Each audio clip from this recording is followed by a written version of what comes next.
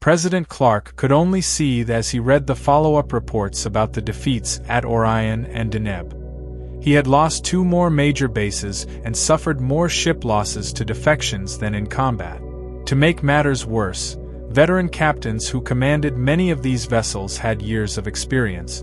These losses could not be replaced, and those captains were now convincing other ships to change sides, thus strengthening Sheridan's forces. They provided valuable information, such as ship deployments and codes, which increased public support for Sheridan among the populace. Clark needed to turn things around quickly to win the war. After weeks of planning, the Earth Force leadership devised a strategy similar to Sheridan's tactic against the Black Star during the Earth-Minbari War. They would send a small task group to Proxima 3, issue a false distress call, and lure some of the White Star fleet into an ambush.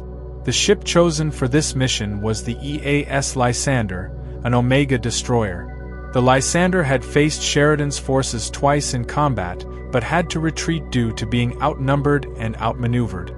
The Lysander's captain, Frank Reagan, supported Clark and had previously commanded the Hyperion-class cruiser Hamilton when his task force arrived at Babylon 5 a year prior, too late to assist Captain Smith of the Roanoke when his task force was destroyed. Driven away by Minbari warships led by the Minbari ambassador Delenn, Reagan developed a deep-seated hatred for Sheridan and the Minbari. The plan was surprisingly simple. The Lysander would undergo a cosmetic makeover to appear damaged. This included pyrotechnic sparkers and gas cylinders to simulate heavy damage and venting atmosphere from hull breaches. In support of the Lysander were the Avenger-class carriers Cobalt and Shohu. Both ships would be equipped with upgraded weapons and a full complement of fighters, 48 fighters each, in addition to the 24 Thunderbolts the Lysander would carry. Once they arrived in the Proxima system, the carriers would power down behind one of the small moons and maintain radio silence as the Lysander sent out its distress call. Once enemy ships got close enough, the Lysander would open fire, and the Avengers would launch their fighters to overwhelm them. Captain Reagan understood that this could be a suicide mission and ensured his ship was crewed by loyal officers who would not hesitate in executing the plan. The small fleet jumped into the Proxima system. They slowly moved to the outermost planet and took their positions. When ready, the Lysander sent out its distress call. Within hours, Reagan detected 6 ships approaching. By their speed, he recognized they were White Stars. Captain Reagan ordered his gunners to wait until the White Stars were at point-blank range before opening fire. At this point, it is essential to understand that Minbari-trained Rangers commanded the White Stars. Their training had been conducted under Minbari tactics, and most trainers were either religious or worker caste instructors who had never fought in battle. Any military knowledge they had came from old recordings of previous battles or texts hundreds of years old. Tactics involving deception or trickery were nearly unheard of in Minbari warfare, and few had ever received training in Earth Force tactics or combat philosophy. Therefore, when they received the Lysander's distress call, they quickly made their way to assist. On the Lysander, Captain Reagan continued his pleas for help, relying on the Rangers' compassion and naivety. He signaled the carriers to prepare for combat. The Lysander opened fire with all its weapons when the White Stars reached point-blank range. The initial volley destroyed 2 White Stars and caused the others to scatter. Just then, the 96 Starfaries from the carriers surged in to swarm the enemy.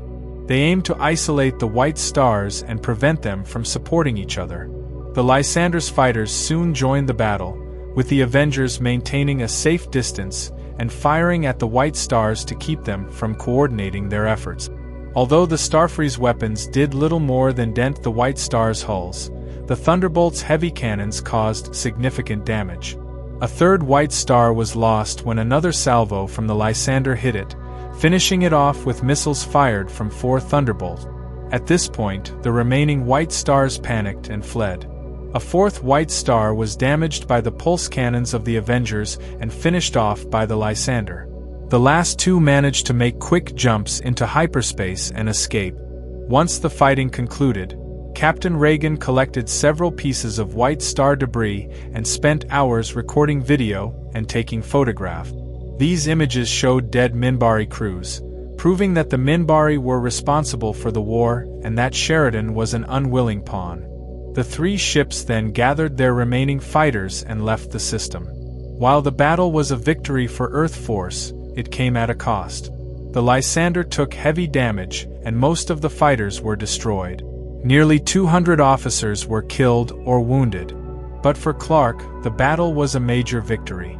He put the footage of the White Stars and their Minbari crews on ISN to show that the Minbari were behind the war and that Sheridan was their puppet, using him to finish what they started 14 years before: the destruction of the Alliance and enslavement of its people.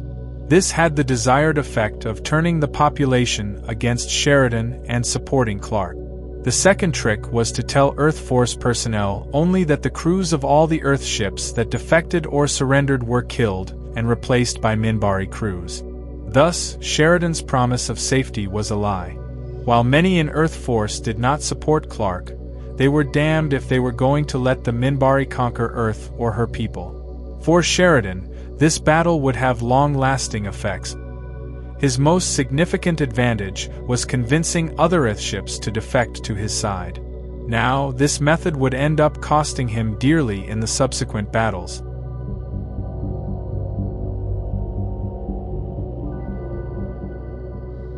As Sheridan liberated Alliance worlds from Clark's forces, other elements on Mars conspired against him. They didn't necessarily support President Clark. Rather, they were fearful of the growing power of the Psi Corps. One of these individuals was William Edgars, the owner and CEO of Edgars Industries, the fourth largest megacorporation in the Earth Alliance. Although the corporation was publicly marketed as a pharmaceutical company, it also invested in genetic and biological weapons. During the Shadow War, B5's head of security, Michael Garibaldi, was captured by a shadow vessel and, through unknown means, ended up imprisoned by Psi Corps operative Alfred Bester. Bester was an agent with little moral conscience who believed telepaths were superior to normal humans and should rule over them. Paranoia about its survival made Psi Corps aware that elements used the Civil War to plot its downfall, but all leads proved fruitless. Bester planned to modify Garibaldi's mind and use him to identify and eliminate the conspirators. However, knowing that Sheridan and others would thwart such a plan, they isolated and alienated Garibaldi from his friends, deeming him persona non grata on Babylon 5. Once the mental programming was completed, Psi Corps leaked information about Garibaldi's location, leading to his prompt rescue by Babylon 5 forces. Garibaldi and Sheridan immediately began to clash over strategies to combat the Shadow War. After the war concluded and the first ones departed the galaxy, Garibaldi resigned from his post and transitioned to a role as a private investigator at the station. During the interval between wars, Garibaldi continued to criticize Sheridan while secretly being contacted by William Edgars to assist him in smuggling illegal items through the station and bypassing security. One of these jobs involved Garibaldi's ex-lover, Lise Hampton, who was now Edgars' wife. After months of working for Edgars, Garibaldi eventually left the station for Mars. Edgars had arranged for him to travel safely to the planet and work as his personal security expert. Captain Sheridan's counterattack against Clark was unexpectedly swift, and Edgars wasn't fully prepared to enact his plan. To buy time, Sheridan had to be stopped before he made his way to Earth.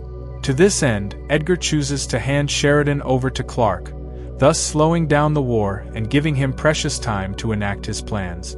Garibaldi's first assignment was to locate Sheridan's father, David Sheridan, a respected former ambassador and diplomat who suffered from a rare blood disease that required specific medication. David had to go into hiding quickly, leaving little time to gather the necessary supplies.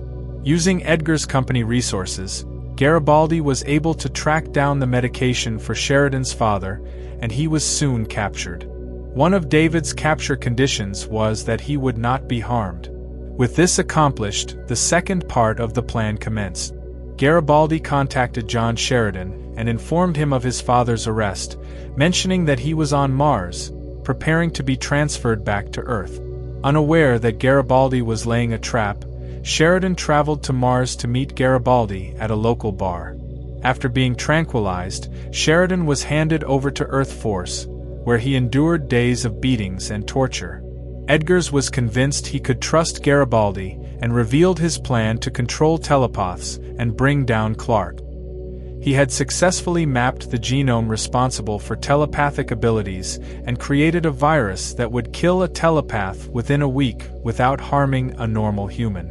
Additionally, he developed a treatment for the virus that necessitated weekly injections for telepaths if they wished to survive. The virus could be released through air, food, or injections, ensuring maximum exposure. Once Psi-Corps was no longer a threat, Edgars and his associates would eliminate Clark and his followers and seize government control. Now that Garibaldi had all the information he needed, the Psi-Corps programming took over. He arranged a clandestine meeting with Bester. After reading Garibaldi's mind, Bester bragged about what would happen and even taunted him about his current zombie-like state for amusement. Ultimately, Bester sent a telepathic signal to release Garibaldi from the programming and left him alone. Rage boiled over in Garibaldi once he realized he had been used to betray his friends. His first act was to return to Edgar's home to rescue Lise. However, he found only the dead Edgars and a mortally wounded aide. He quickly sent messages to Babylon 5 and Ivanova for help. Unfortunately, at that point, the ISN network had already broadcasted Sheridan's capture and praised Garibaldi's involvement, but there was no response. Ivanova even issued orders that if Garibaldi showed up at the station, he was to be shot on sight, no questions asked. When Garibaldi couldn't find any trace of Lise and received no responses to his messages, he decided to head to the Mars Resistance. They were preparing for the final phase of Sheridan's plan to liberate Mars and Earth. Also present on Mars were Stephen Franklin, the head of medicine at Babylon 5, and Lyda Alexander, a rogue telepath modified by the Vorlons. Both had once been close friends of Garibaldi, but their trust in him had worn thin. Upon his arrival at the Resistance base, the leader gave Franklin and Lyda the option to kill him as revenge for his earlier betrayal. In a moment of utter desperation, Garibaldi begged Lyda to scan him. The scan was difficult because Bester had imposed several powerful blocks to prevent such an intrusion. Despite the risk of causing permanent brain damage, she proceeded and uncovered the truth. Once they were convinced of his loyalty, Garibaldi quickly devised a plan to rescue Sheridan and bring him back to Babylon 5. The plan succeeded, allowing him to return to the rebel fleet just in time to help finish the war. Garibaldi understood he had much to make up for, and now was his opportunity to prove he was still the loyal, unconventional friend he had always been.